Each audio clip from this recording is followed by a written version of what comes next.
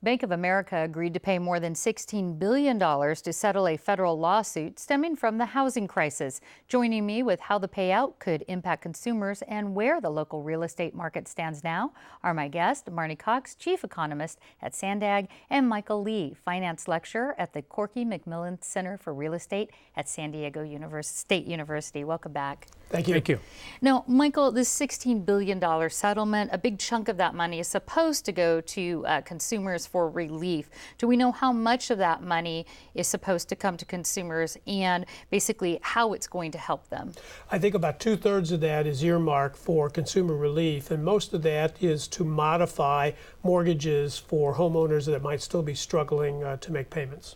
Do you think any of that money will go to people who have already foreclosed? A small amount. I think they're more token payments, and I don't know exactly how that's going to be allocated, but it's a small portion. In Marnie, San Diego County, like the rest of the nation, certainly had record numbers of foreclosures and homeowners struggling to keep their house, which in turn, of course, must have impacted our local economy. How has the local economy been doing lately? Has it actually fully recovered? No, I wouldn't say we've fully recovered. We're better off than where we were at the depths of the recession, but no, we haven't fully recovered. Good examples, that's the construction industry, peaked at about 96,000 jobs and fell to about 52,000. We're back up about another 10,000 or so, so we've added about 10,000 additional jobs. We're a long ways from where we were. Do you think San Diego suffered worse than, let's say, the rest of the nation? Yeah, good examples out of, say, what proportion of the jobs did you lose? We lost more in proportion of our jobs here locally than we did at the national level. Well, I know, Michael, that certain neighborhoods did better or worse when it came to foreclosures or homeowners struggling. The neighborhoods that were most affected, how are they doing now as far as in real estate? Well, they've come back significantly, but if you bought a house in parts of our south or east counties back in 2006 or 2007, you're most likely still significantly below where you purchased that price.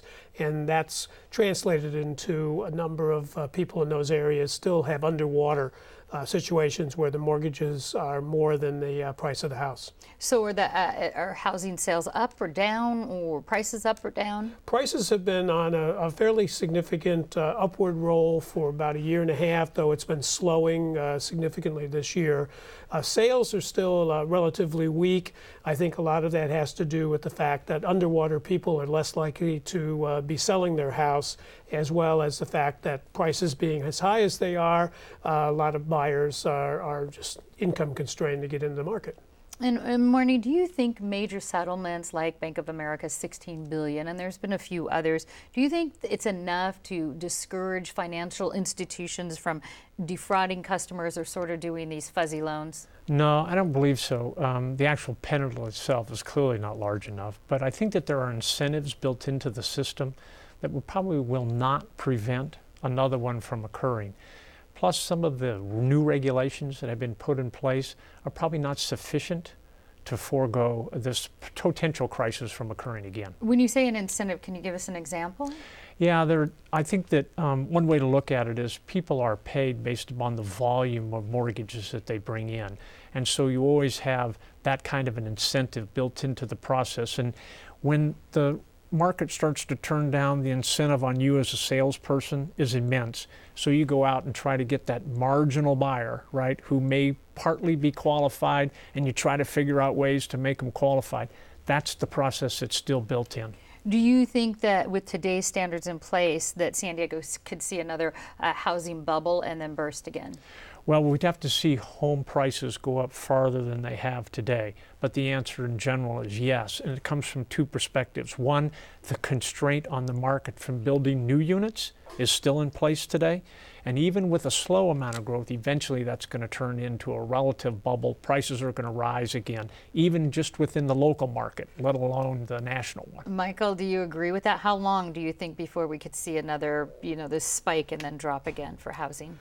Well, I think, as I said earlier, the prices have been slowing in the rate of increase, and it's still a relatively unaffordable market. And as a consequence, I think it's a natural process where you're not going to have a real bubble unless your lending standards are significantly loosened. And there's some sense that it's beginning to happen on the margins, but not a volume basis. And so until that happens, I'd say no.